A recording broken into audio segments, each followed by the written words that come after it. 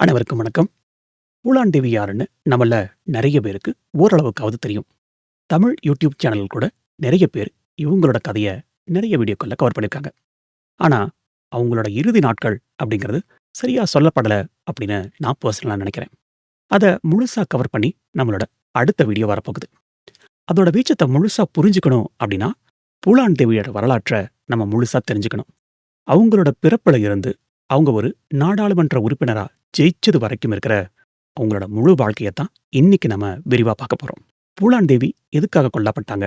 அதுக்கு பின்னாடி இருந்த நோக்கம் என்ன? அப்படிங்கிற அந்த முழு விவரங்கள அந்த நாணயத்தோட மறுபக்கத்த நாளைக்கு இந்த வீடியோல பார்க்க போறோம்.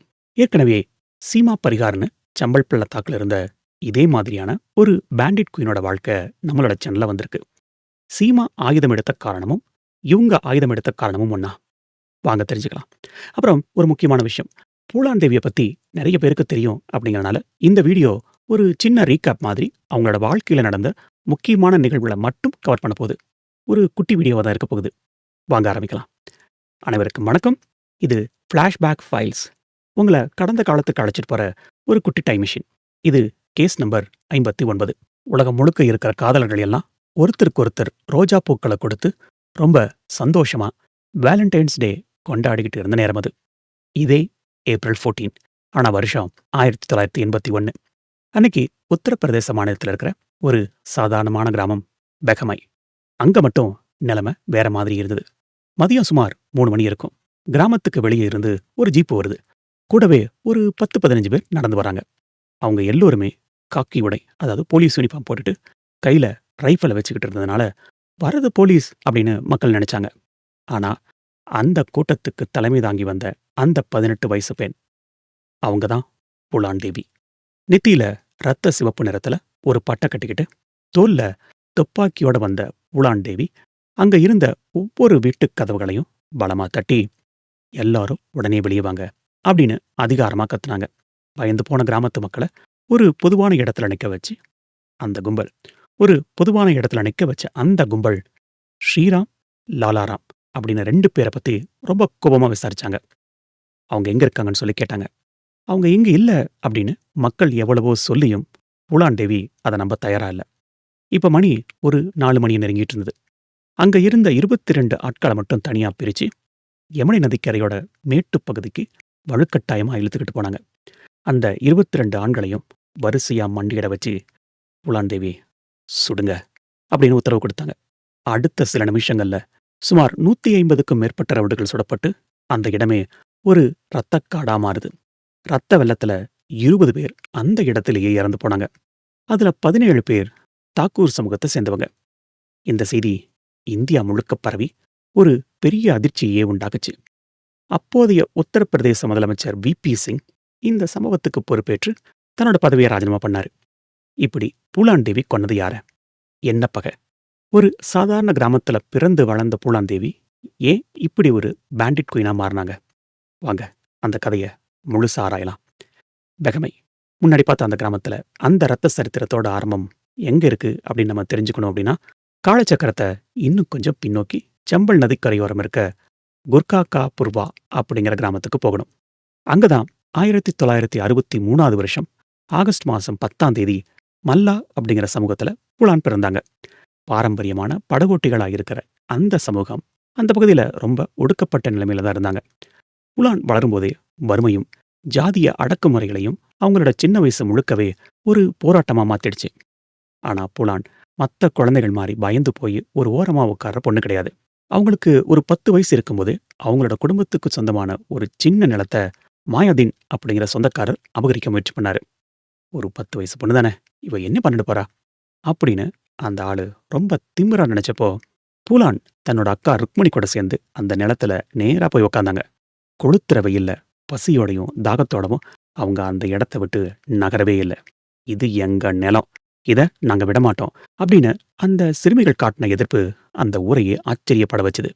இதுதான் பிற்காலத்துல அவங்கள ஒரு பெரிய போராளியா மாத்துறதுக்காக விழுந்த முதல் விதையா அமைஞ்சது. ஆனா ஒரு பொண்ணு இப்படி தட்டி கேட்கறத அந்த ஆதிக்க சமூகம் ஒருபோதும் விரும்பல. இந்த பிரச்சனையை முடிக்க நினைச்ச அவங்க அப்பா அம்மா எடுத்த ஒரு முடிவு பூலான் தேவி அவங்களோட வாழ்க்கைய ஒரு பெரிய இருட்டுக்குள்ள தள்ளிவிட்டுச்சு. இப்ப வருஷம் 1974, 75 அந்த காலகட்டம். புலான் அவங்களுக்கு வயசு வெறும் 11 தான் அந்த டைம்ல. அந்த 11 வயசு சிறுமிக்கு அப்ப என்ன தெரியும்? ஆனா, அந்த விவரம் தெரியாத வயசுலயே புட்டிலால் அப்படிங்கிற ஒரு 30 வயசு ஆளுக்கு கல்யாணம் பண்ணி வச்சாங்க. ஆனா, புட்டிலால் வீட்டுக்கு போன பூலான் அங்க ஒரு மனுஷியா கூட மதிக்கப்படல. அங்க அவங்க ஒரு மனைவியா இல்லாம அடிமையா தான் நடத்தப்பட்டாங்க. புட்டிலால் பண்ண கடுமையான பாலியல் வன்கொடுமைகள் கூடவே கிடைச்ச அடி உத காரணமா பூலான் தேவி அவங்களோட உடல்நிலை ரொம்ப மோசமாச்சு. ஒவ்வொரு நாளும் அங்க சித்திரவதை அனுபவிச்ச பூலான் தேவி கடைசியில அங்கிருந்து தப்பிச்சு தன்னோட அப்பா அம்மா வீட்டுக்கே ஓடி வந்துட்டாங்க. ஆனா தப்பிச்சு வந்த அந்த பொண்ணுக்கு அங்கேயும் நிம்மதி கிடைக்கல. ஊர்ல இருக்கிறவங்க எல்லாம் கணவன் வீட்டை விட்டு வந்தவ அப்படின்னு சொல்லி அவங்கள இளக்காரமா பார்த்தாங்க. அவங்க சொந்த கிராமத்திலேயே அவங்க ஒரு அந்நியரா வாழ வேண்டிய குடும்பம் வந்துச்சு.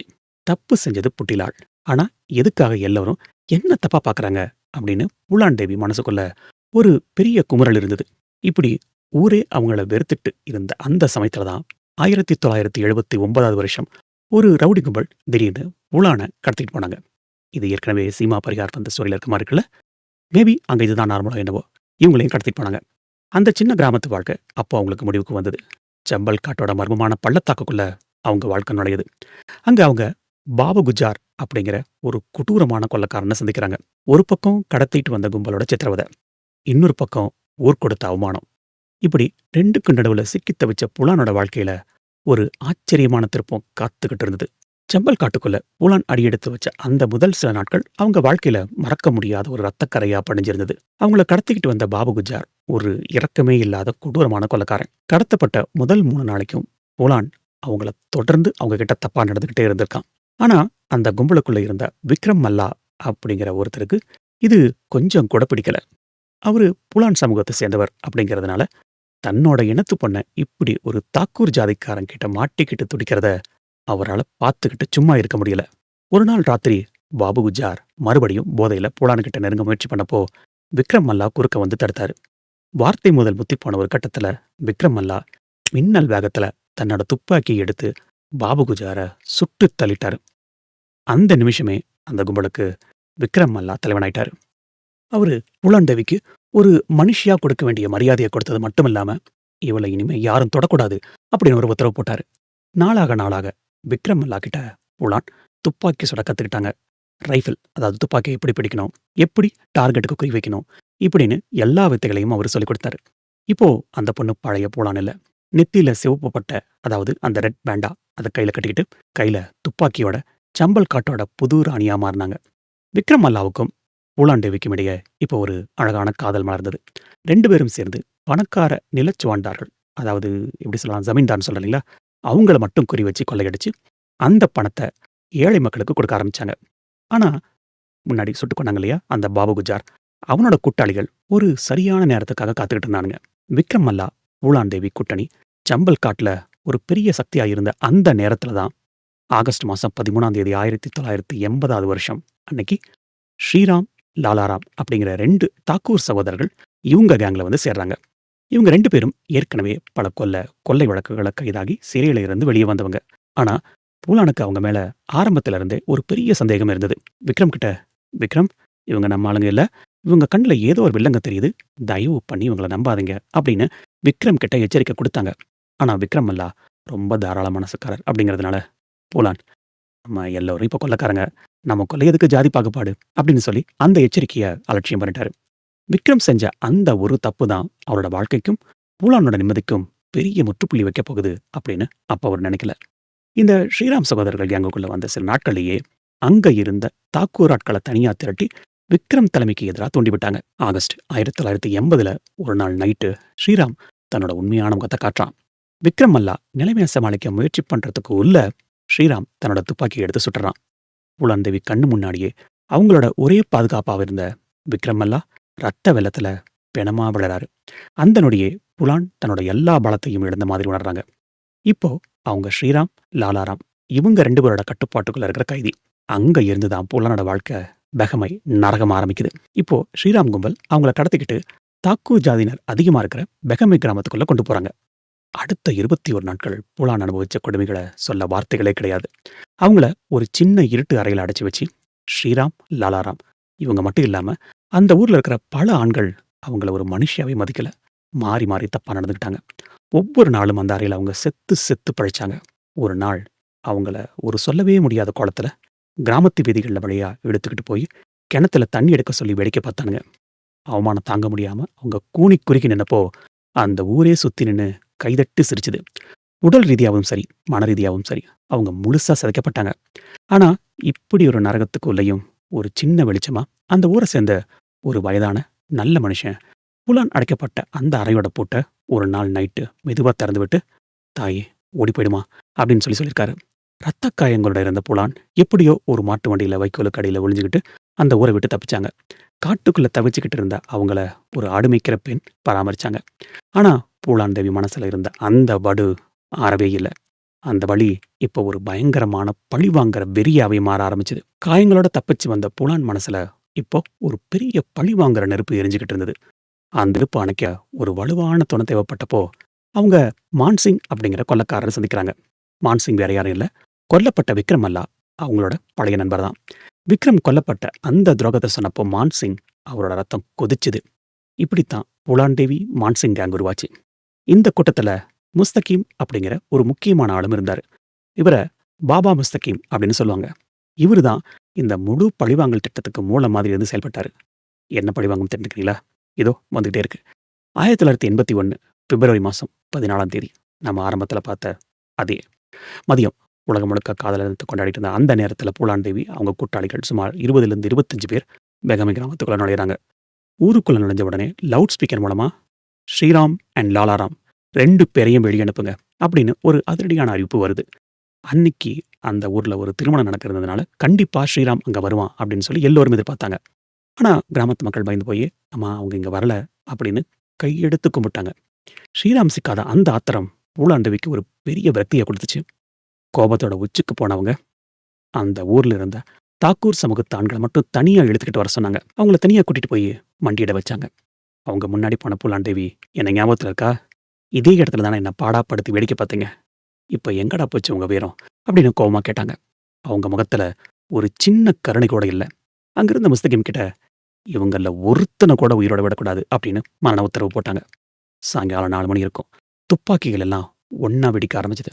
சுமார் 5 நிமிஷம் அந்த சத்தம் நிக்கவே இல்ல. 20 பேர் அந்த இடத்துல ரத்த வெள்ளத்துல சரிஞ்சு விழுந்து இறந்து போனாங்க. ரத்தம் ஆறா ஓடுனத பார்த்த புலான் தேவி, "இது இனிமே தப்பு பண்ற மத்தவங்களுக்கு ஒரு பாடமா இருக்கட்டும்" அப்படின்னு சொல்லிட்டு யமுனை நதிக்கரை வழியா காட்டுக்குள்ள தப்பிச்சு போயிட்டாங்க. அன்னைக்கு நைட்டுக்குள்ள இந்தியா முழுக்க தேடப்பட்ட ஒரு மிகப்பெரிய பேண்டிட் குயின் ஆனாங்க புலான் தேவி. ஆனா அரசாங்கம் இத பார்த்துட்டு சும்மா இருக்குமா? ஒரு மிகப்பெரிய வேட்டை அவங்களுக்கு எதிரா இப்போ ஆரம்பிக்கப் போகுது. பெகமை படுகொலை நடந்த மறுநாள், அதாவது 1981 வருஷம் பிப்ரவரி மாசம் 15ஆம் தேதி விடிஞ்சப்போ, அந்த கிராமமே ஒரு பெரிய சுடுகாடு மாதிரி தான் காட்சியளிச்சது. எங்க பார்த்தாலும் அழுகை சத்தமும், போலீஸ் நடமாட்டமும் தான் இருந்தது. இந்த சம்பவம் இந்திய அரசியலையே அப்படியே ஒரு உலுக்கு உலுக்கி போட்டுச்சு. ஒரு பெண் தலைமையிலான கும்பல தடுக்க முடியல அப்படின்னு எதிர்க்கட்சிகள் சட்டசபையில கேள்வி எழுப்புனதுனால, அப்போதைய உத்தரப்பிரதேச முதல்வரா இருந்த வி.பி. சிங் இதுக்கு தார்மீக பொறுப்பேற்று தன்னோட பதவிய ராஜினாமா பண்ணாரு. இந்தியாவோட வரலாற்றிலேயே ஒரு கொள்ளைச் சம்பவம் காரணமா ஒரு முதலமைச்சர் பதவி விலகுறது அப்படிங்கிறது இதுதான் முதல் முறை. இப்போ அரசாங்கத்துக்கும் போலீஸுக்கும் புலான் தேவி ஒரு பெரிய சவாலா மாறுனாங்க. அவங்கள உயிரோடவோ இல்ல பிணமாவோ பிடிச்சே ஆகணும் அப்படிங்கிற உத்தரவு வந்ததுனால உத்தரப்பிரதேசம், மத்திய பிரதேசம் போலீஸ் இவங்க 2 பேரும் ஒண்ணா சேர்ந்து ஒரு மிகப்பெரிய ஆபரேஷன தொடங்குனாங்க. நூத்துக்கணக்கான போலீஸ் வீரர்கள் ஹெலிகாப்டர்கள் உதவியோட சம்பல் காட்டுக்குள்ள தேடுதல் வேட்டை நடத்துனாங்க. ஆனா பூலான் தேவி அவங்களுக்கு அந்த சம்பல் பள்ளத்தாக்குகளோட ஒவ்வொரு மேடும் பள்ளமும் அத்துப்படி. சோ போலீஸ் ஒரு இடத்துக்கு வர்றதுக்கு முன்னாடியே பூலான் தேவிக்கு தகவல் போயிடும். ஏன்னா அங்க இருந்த ஏழை மக்கள் பல பேர் அவங்களோட அநீதிக்கு எதிரா துப்பாக்கி ஏந்தின ஒரு வீரப்பெண்ணா தான் அவங்கள பார்த்தாங்க. இப்படியே சுமார் 2 வருஷம் ஓடுச்சு. ஆனா அந்த தலைமறைவு வாழ்க்கை பூலான் தேவிய மெல்ல மெல்ல பலவீனமாக்க ஆரம்பிச்சது. அவங்க கேங்ல இருந்த முக்கியமான கூட்டாளிகள் பல பேர் என்கவுண்டர்ல கொல்லப்பட, பூலான் தேவியும் நுரையீரல் தொற்று அண்ட் வயித்து வலியால ரொம்ப கஷ்டப்பட ஆரம்பிச்சாங்க. இந்த சமயத்துல தான் மத்திய பிரதேச மாநிலத்தைச் சேர்ந்த போலீஸ் அதிகாரி ராஜேந்திர சதுர்வேதி ஒரு பேச்சுவார்த்தை நடத்த முயற்சி பண்ணாரு. "பூலான் தேவி, நீங்க சரணடைஞ்சா உங்க உயிருக்கு நாங்க கேரண்டி தரோம். இல்லன்னா என்கவுண்டர் கட்டாயம் நடக்கும்" அப்படின்னு ஒரு சீக்ரெட் மெசேஜ் அனுப்புனாரு.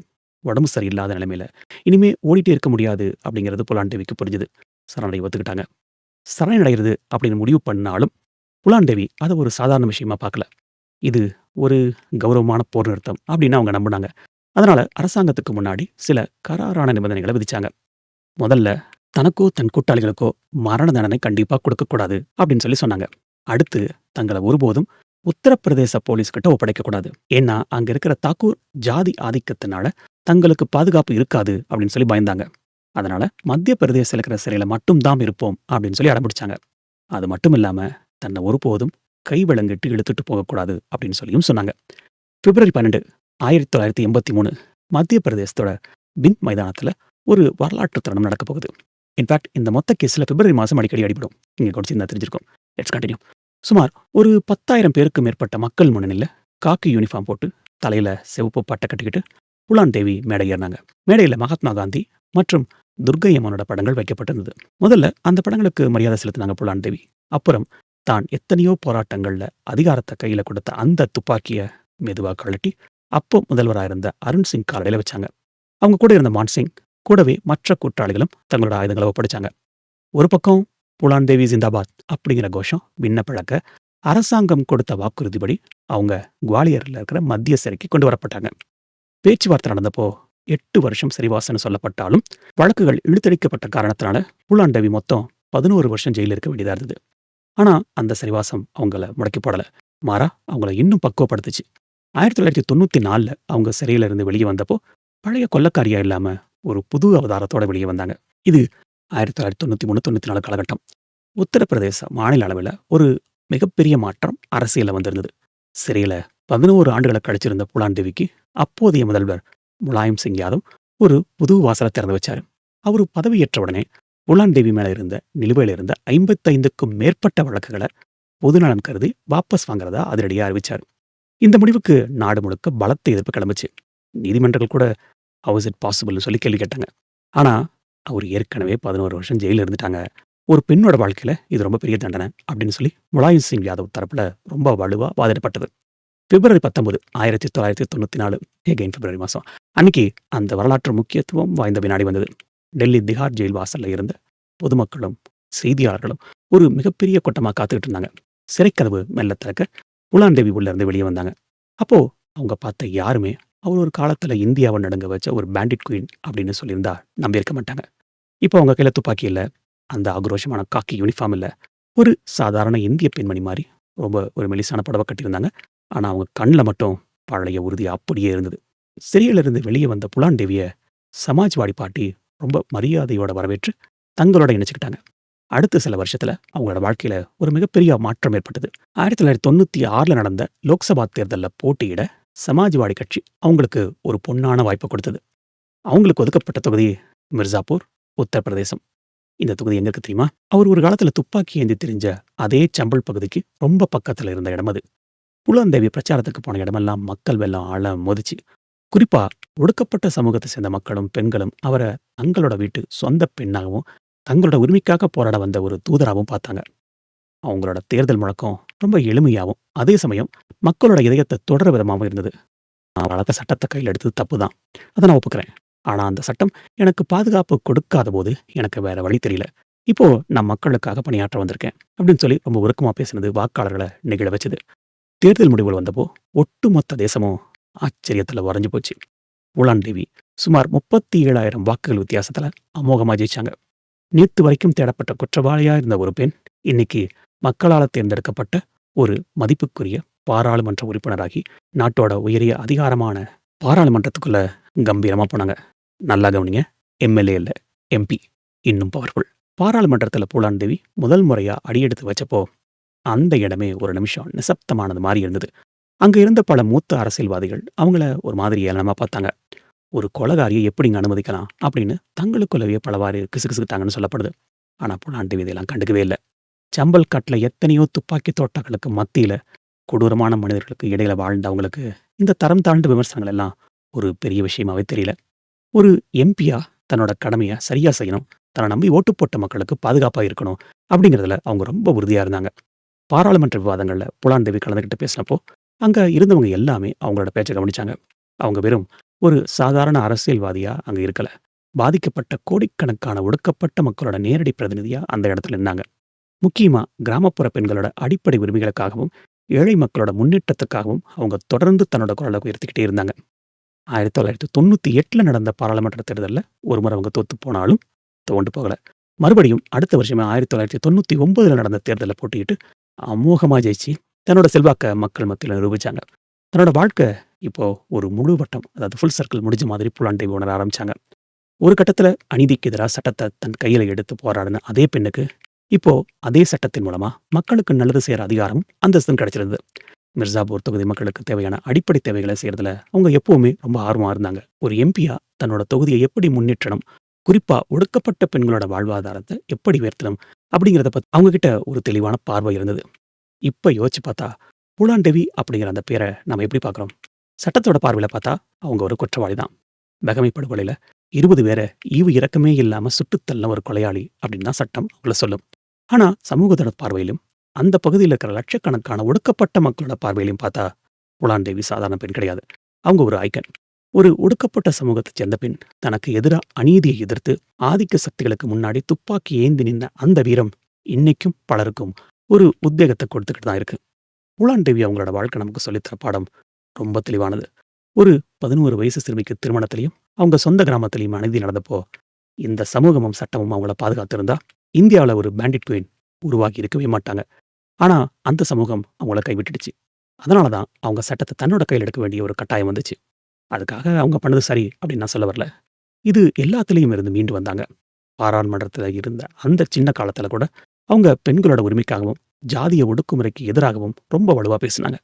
அவங்க வெறும் வார்த்தைகளால மட்டும் பேசல, தன்னோட வாழ்க்கையே ஒரு போராட்டமா அங்க முன்வச்சாங்க. பூலான் தேவி செஞ்சது சரியா? தப்பா? அப்படிங்கிற விவாதம் எப்பவுமே நடந்துகிட்டு தான் இருக்கும். உங்களோட கருத்துக்களையும் சொல்லுங்க. அவங்கள பழிவாங்குன அந்த ரத்தக்கறைகள் இன்னும் சிலரோட மனசுல அப்படியே தான் இருக்கும். ஆனா வன்முறை அப்படிங்கிறது எப்போதுமே வன்முறையத்தான் வளர்க்கும். இதுக்கு அவங்க வாழ்க்கையே ஒரு சாட்சி. ஒருவேளை அந்த சின்ன வயசுல பூலான் தேவிக்கு நீதி கிடைச்சிருந்தா, சம்பல் காட்டோட அந்த ரத்த சரித்திரம் எழுதப்படாமலேயே போயிருக்கும். ஆனா இந்திய வரலாற்றுல பூலான் தேவி ஒரு அழிக்க முடியாத சக்தி அப்படிங்கிற உண்மைய யாராலையுமே மறுக்க முடியாது. சம்பல் நதிக்கரையோர பள்ளங்கள்ல ஆரம்பிச்ச அந்த சரித்திரம் இந்திய வரலாற்றையே ஒரு உலுக்கு உலுக்கிட்டு ஒரு மௌன சாட்சியா தான் இருக்கு. ஆல்ரைட் மக்களே, இதுதான் பூலான் தேவியோட சுருக்கமான வரலாறு. நம்ம ஆரம்பத்துல பார்த்த மாதிரி இவங்களோட வாழ்க்கையோட கடைசி கட்டத்த நாணயத்தோட அடுத்த பக்கத்துல இருந்து பார்க்கலாம். வழக்கமா வாரத்துக்கு 3 வீடியோ நம்ம சேனல்ல வரும். ஆனா, பூலான் தேவியோட கடைசி கட்ட வாழ்க்கைய பார்க்க போற அந்த வீடியோ நாளைக்கே வரும். அந்த வீடியோவ மிஸ் பண்ணாம பார்க்க, இன்னும் நீங்க சப்ஸ்கிரைப் பண்ணாம இருக்கீங்க அப்படின்னா, மறக்காம சப்ஸ்கிரைப் பண்ணுங்க. மீண்டும் நாளை சந்திப்போம். அப்புறம் ஒரு முக்கியமான விஷயம். இந்த வீடியோ நீங்க தனி வீடியோவா பார்த்திருந்தாலும் சரி, உங்களுக்கு பூலான் தேவிய பத்தி ஒரு கம்ப்ளீட் ஐடியா குடுத்திருக்கும். நாளைக்கத்த எபிசோட நீங்க தனியா பார்த்தாலும், அதுவும் ஒரு செப்பரேட் எபிசோடா தான் இருக்க போகுது. எப்படின்னு கேட்கிறீங்களா? நாளைக்கு பார்த்து தெரிஞ்சுக்கோங்க. ஆல்ரைட். அன்டில் தென் உங்களோட உடல் நலத்தையும், மனநலத்தையும் பத்திரமா பார்த்துக்கோங்க.